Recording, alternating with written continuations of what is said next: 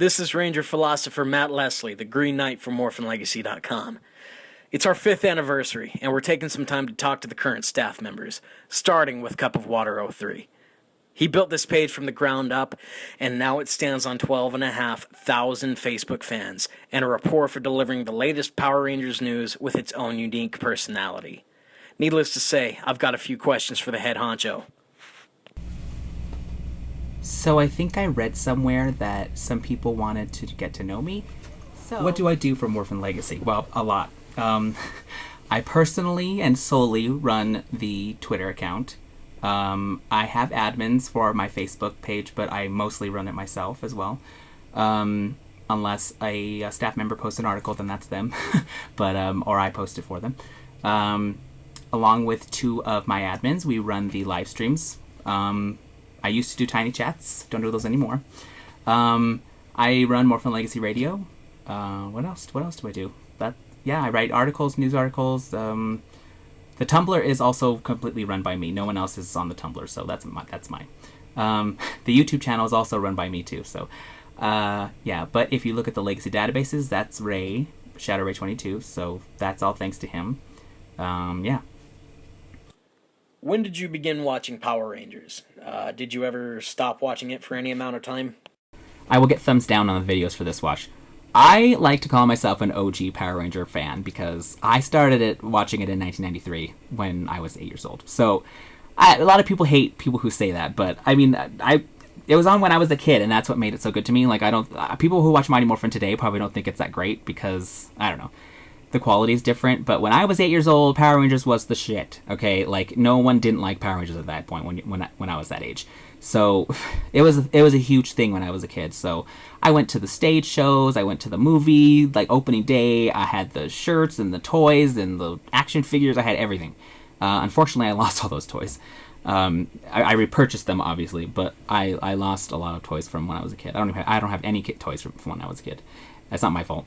I mean, it is my fault. Sorry, but I did stop watching Power Rangers. I stopped watching Power Rangers mid through, I think it was like Turbo or In Space, like somewhere in between there. Yeah, I didn't see Countdown to Destruction until like 5 years ago when I rejoined the fandom because people were talking about it, and I go, oh, I gotta see what this is. It's okay. I did a full rewatch. It's alright. But no, I stopped watching in between Turbo and In Space. I can't remember when it was, and here's the reason. The reason, it wasn't because I lost interest, it was because Fox Kids moved the time slot. They moved it to Saturday mornings instead of it being weekdays like it was normally. That was during Turbo. They moved it to Saturday morning, so it was on like 8 in the morning.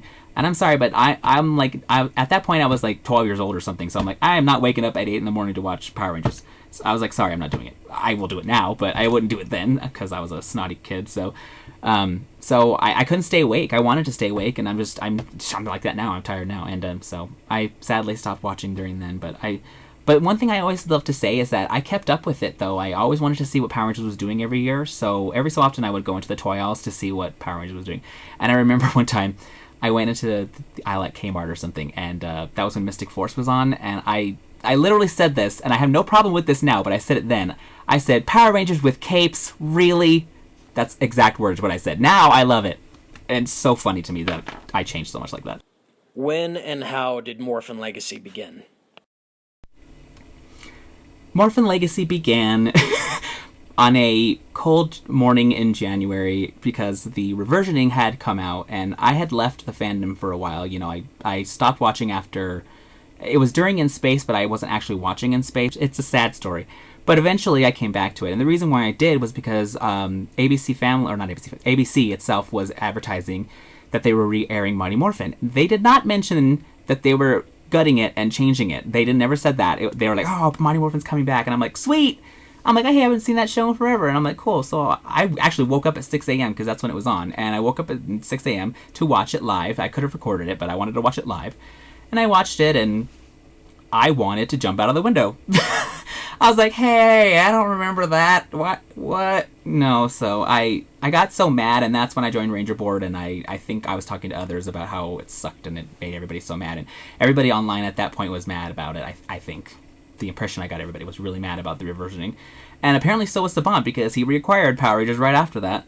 And that was my first blog post, the reacquisition of Power Rangers, and here we are today. What did you have in mind for the site in the early days? In the early days, well, in the very early days, I just wanted to bitch because I was so mad about the reversioning, because that's seriously childhood ruined. Okay, like a lot of people say childhood ruined about certain things, and it isn't really true. That was true. That was childhood ruined for real. So I was really mad, and I was blogging, and I didn't really do articles or anything, but I joined Ranger Board, and I went on there and follied a lot on there, and then I thought I should start my own blog because I just wanted to talk about it, I guess. And I had followed other Power Ranger blogs, and I'm not going to name them, but like I kind of wanted to, I was looking at other blogs, and I wanted to make a blog that I felt was different and that took everything that they did right and took out everything they did wrong or I didn't like about their sites. I know that sounds weird, but that's kind of how I looked at it. I wanted to do something that I would like to look at had I not been me. Like if I was a Power Ranger fan going to Morphin Legacy, this is what I would want to see. And that's what Morphin Legacy is today. That's what I wanted to see. So, at first I wanted to just be blog articles, and then eventually I started adding reviews and toy reviews in the YouTube channel, and then I started the databases, and I built the skeleton for what is now the Legacy databases on MorphinLegacy.com. But I think that now our main thing is social media and the databases. That's our main focus. So, like, I love that Shadow Ray 22 has worked so hard and has gotten the databases up to par. There's very little, if any, information missing from our databases. I'm sure there are, but you never know. Ray is always adding things to it every day. Every day, seriously. Every day there's a new post in the databases. So if you're curious about Power Rangers and don't know certain things, it's all in the drop-downs right there. Lots of hard work there. So that's, I think, what I wanted for Morphin Legacy, was it to be a big social media presence as well as a source of information. What have you learned regarding social media and fan presence since the site and the Facebook page have been up? One thing that I've learned about social media for sure is that social media itself is the king right now. If you would go back in like 10 years, it would be like the website or the blog even. The website, I love my website for the databases, and I love keeping this website, so I love it. It's going to stay, obviously. And so it's also functioning as a website and a blog. It's both. But the actual day of the website is kind of dead. For example, wikis have taken over, and so have blogs like mine, and it's all social media. So and I've tried to embrace that as much as I possibly can, because you have to grow with what you're doing. So I've expanded to social media as much as I can, and without oversaturating.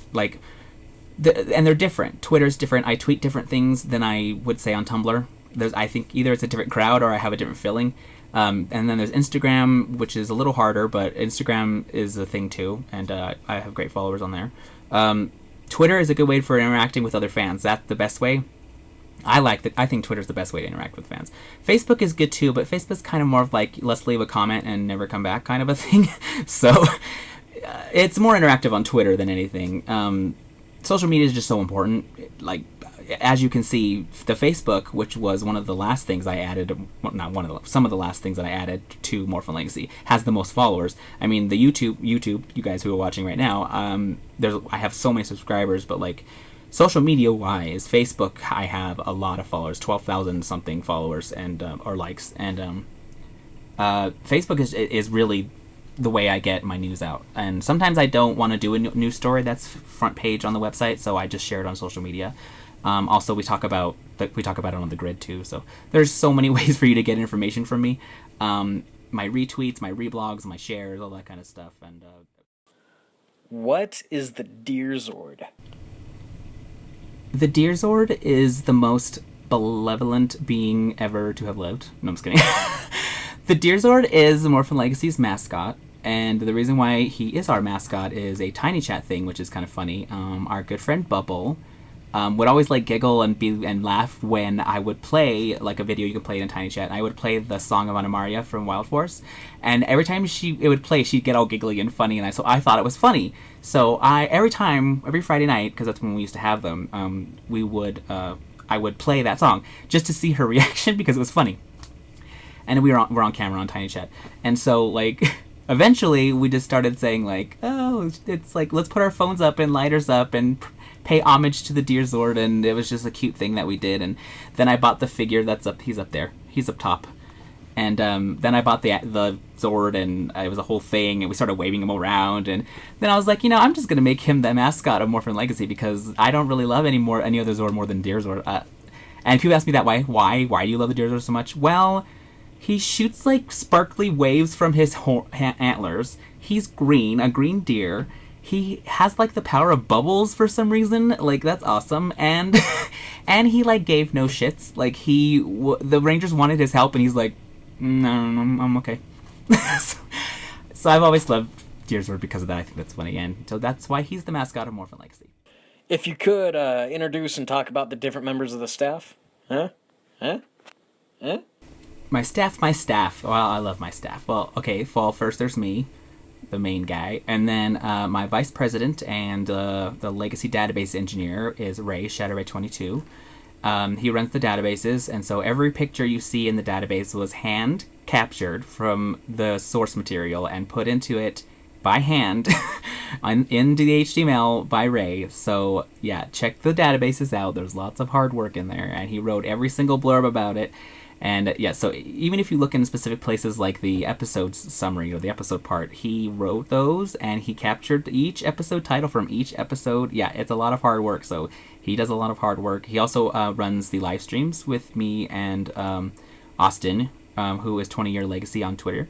And Austin is also our graphic designer, so any of the ads that you see that are really cool, those are his. And like for the live streams, that kind of thing, so those are his art. Those are awesome. And then you, Matt, are the Green Knight. You're the Ranger Philosopher, who does awesome interviews for me. So yeah, and also our Sentai reviewer, Amber. She's reviewing the Ninja right now, and she also did the TOEI, parts of TOEI, most of TOEI. And yeah, that's my staff. What is the grid? The grid, I've been asking myself that same question. What is the grid? It's the shit show. I don't know what to tell you. For those who don't know, you should know, because we just had an awesome interview with Catherine Sutherland and Nakia Brees on the grid recently.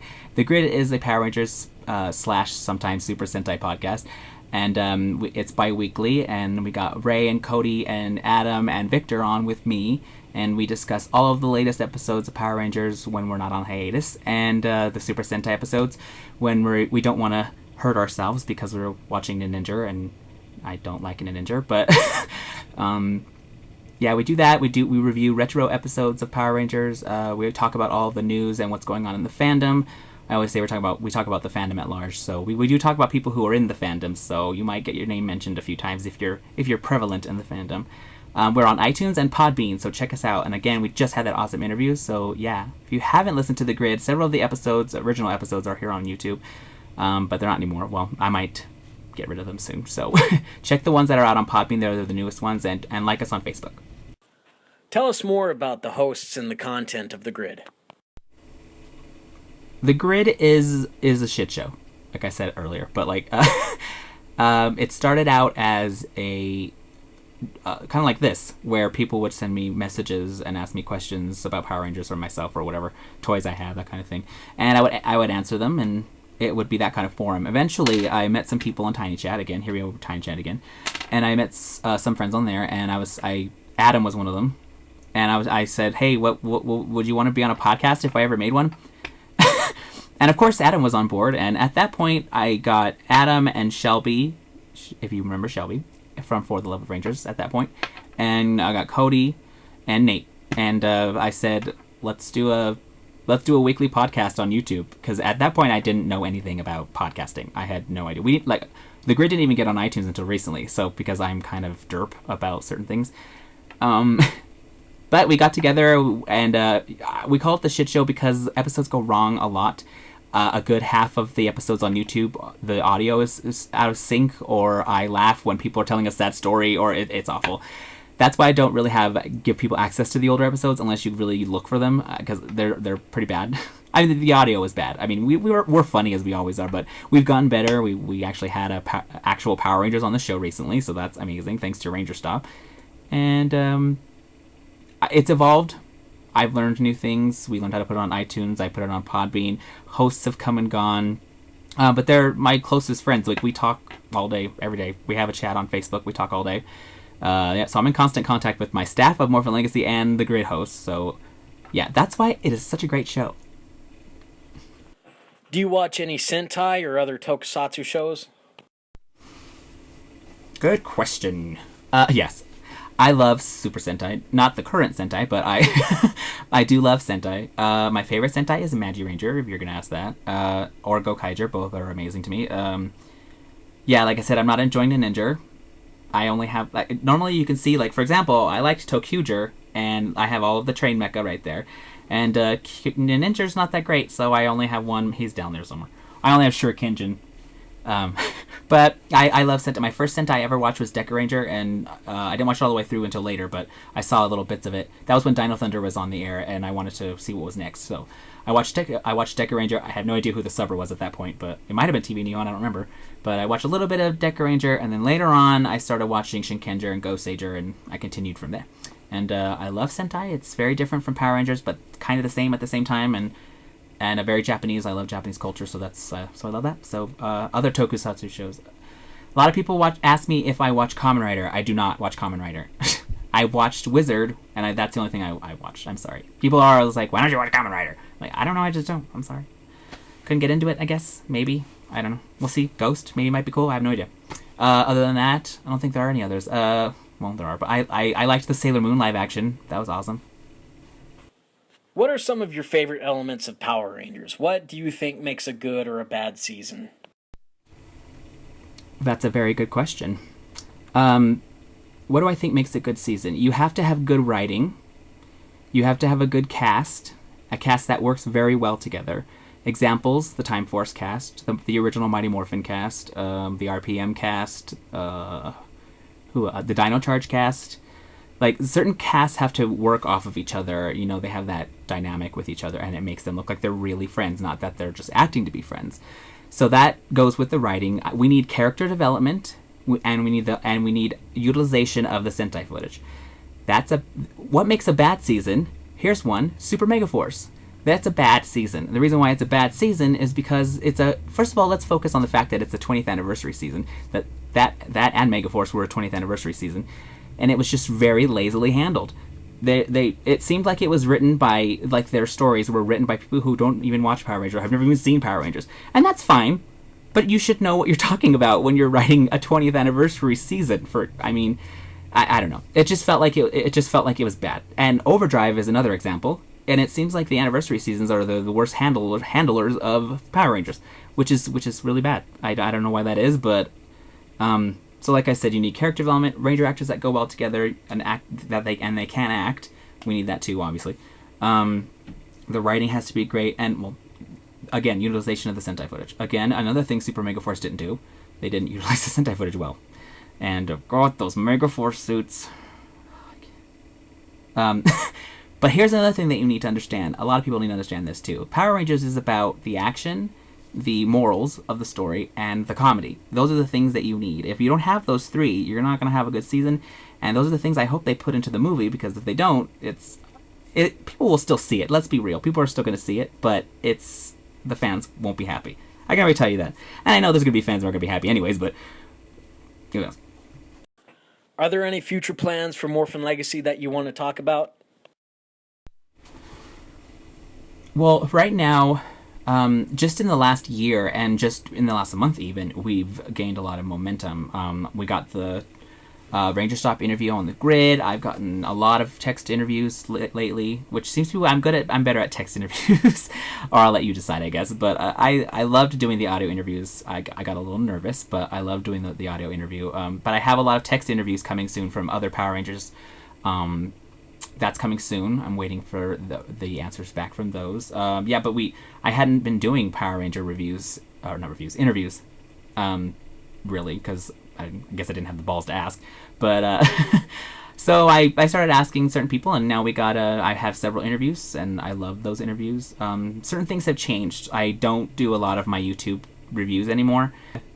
What I want from Morphin Legacy is just for fun. I want people to go to our social media pages and or follow us on Twitter and Tumblr and all that stuff and have fun. That's all I really want. Like I don't like negativity in my comment sections. I don't like that kind of stuff. So I try to keep it light and fluffy. That's why we do the live streams. We play fun episodes, and then that's why I have Morphin Legacy Radio. Hello, Morphin Legacy Radio, running 24/7, and I think bringing Morphin Legacy Radio back is a good step forward. And who knows what's in store. If you had asked me 3 years ago what Morphin Legacy would look like, I wouldn't think it would look like this at all. So yeah, if we go back 5 years, I don't even think I would know, because I was on Blogspot 5 years ago. So yeah, and 5 years ago was so different. I wasn't in Power Force. There was no Power Force. I didn't really know anybody in the community or know people. I hadn't gone to PMC yet. Lots has changed in 5 years, and hopefully in the next year or more, another 5 years, even more changes for the better. What is your favorite season of Power Rangers? Ever since I was a kid, my favorite season of Power Rangers has always been Zeo. Even after years later watching other seasons, Zeo has always been my favorite. It's probably a stupid reason, but when I was a kid, I really liked that they finally changed the suits. I mean, because I loved Mighty Morphin back then, but I was just so ready for them to change suits. I was really tired of Mighty Morphin at that point.